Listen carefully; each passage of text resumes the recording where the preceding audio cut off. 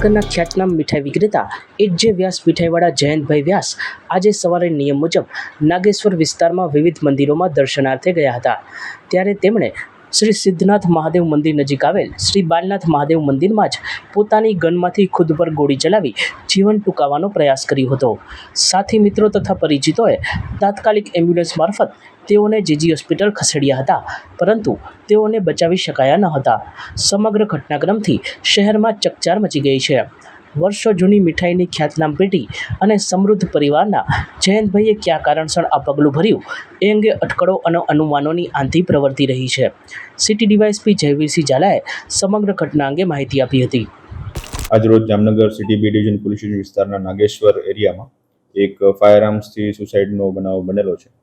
બનાવની વિગત મુજબ જે મરણ જનાર છે જેનું નામ છે જયંતભાઈ દીનાભાઈ વ્યાસ, ઉંમર આશરે 50 વર્ષ જેટલી છે અને તેમણે આજ સવારના સમયે જે નાગેશ્વર મંદિર છે એ મંદિર ખાતેના પ્રાંગણમાં પોતાના લાયસન્સવાળી પિસ્ટલમાંથી એક રાઉન્ડ ફાયર કરી અને સુસાઇડનો પ્રયાસ કરેલો હતો, જેની સારવાર દરમિયાન મૃત્યુ થયેલું છે અને આ માટે અકસ્માત નોંધનો દાખલ કરી ગુનો city B division police station દ્વારા તપાસ હાથ ધરવામાં આવી. સચોટ સમાચારો સૌથી ઝડપી મેળવવા માટે અમારી ચેનલને સબસ્ક્રાઇબ કરો.